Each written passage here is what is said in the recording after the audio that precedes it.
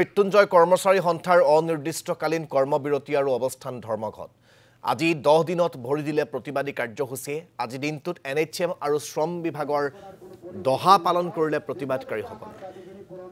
অসম আন্দোলনৰ 860 গৰাকী শহীদৰ প্ৰতি শ্ৰদ্ধাঞ্জলি জ্ঞাপন কৰে 108 মৃত্যুঞ্জয় কৰ্মচাৰী সন্থাই তেওঁলোকে মুণ্ডন কাৰ্যসূচী আজি ৰূপায়ণ কৰিছে আমি পুনে পুনে আপোনালোকক এই কাৰ্যসূচীৰ মাজলৈকে লৈ যাব বিচাৰিছো যৰ পৰা সংযুক্ত হৈ আছে জ্যেষ্ঠ সাংবাদিক পাৰ্থপ্ৰতিম বৰুৱা আজি 10টা দিন তেওঁলোকে আজি দহা পাতিছে কথাটো হৈছে তেওঁলোকৰ এই 10টা দিনে যি তেওঁলোকৰ দাবী সেই দাবী না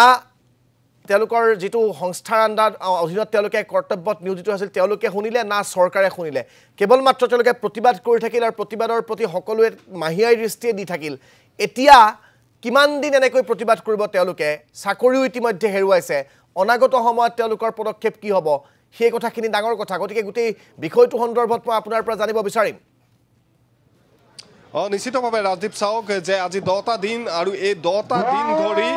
কিন্তু কি শ্ৰম বিভাগ কি জিভিকে কি চৰকাৰ কোনেও কিন্তু এই কৰ্মচাৰীসকলৰ প্ৰতি কোনো ধৰণৰ গুৰুত্ব প্ৰদান নকৰিলে যাৰ ফলশ্ৰুতিত তেওঁলোক আজি অভিভাৱকহীন হৈ পৰিছে পিতৃ মাতৃ হেৰুৱাই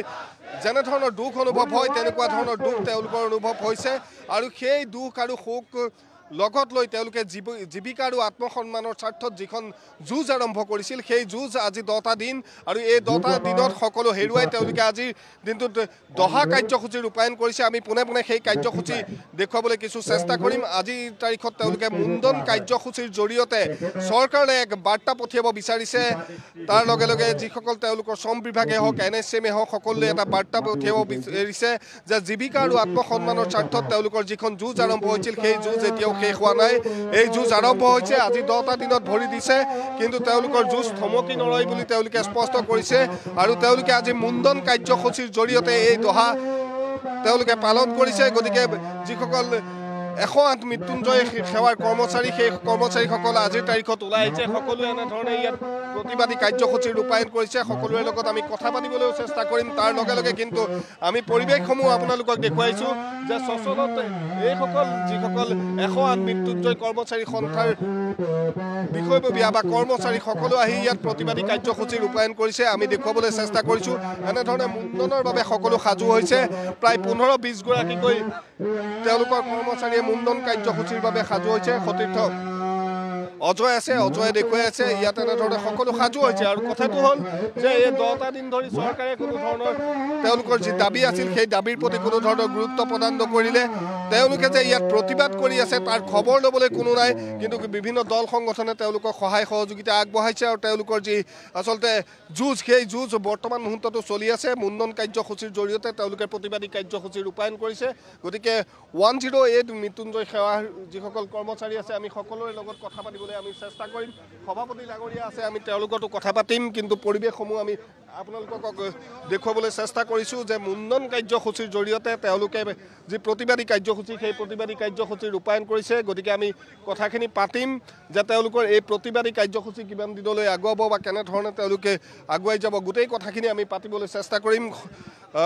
সভাপতি ডাঙৰীয়া আছে যে আজিৰ দিনটোত আপোনালোকে দহা কাৰ্যসূচী ৰূপায়ণ কৰিবলগীয়া হৈছে মুণ্ডন কৰিবলগীয়া হৈছে ইয়াতকৈ আচলতে দুখৰ কথা কি হ'ব পাৰে হয় ইয়াতকৈ দুখৰ কথা আচলতে একো নাই আজি অত্যন্ত মৰ্মাহত হৈছোঁ আমি যোৱা 10টা দিনে আমি প্ৰতিবাদ কৰিছোঁ ইয়াতে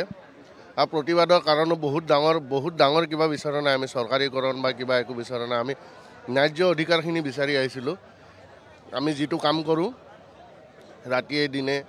বিপদসংকুল পৰিৱেশত বন্ধ ঈদ পূজা সকলোতে কাম কৰোঁ সকলো ধৰণৰ প্ৰাকৃতিক দুৰ্যোগত কাম কৰিব লাগে সেয়ে আমাক যাতে অতি দক্ষ শ্ৰমিকৰ যোনটো আমাক মজুৰি দি আছিলে মানে ফেক্টৰী ৱৰ্কাৰ্ছৰ নিচিনা তাতকৈ অলপমান সন্মানজনক মজুৰি আৰু আমি 17 বছৰে এই সোণালী যৌৱনটো এই সেৱাটোত দিছিলোঁ যাতে আমাৰ আগন্তুক নিবিদাত আমাৰ চাকৰিখিনি সুৰক্ষিত হৈ থকাৰ এটা ক্লজ থাকে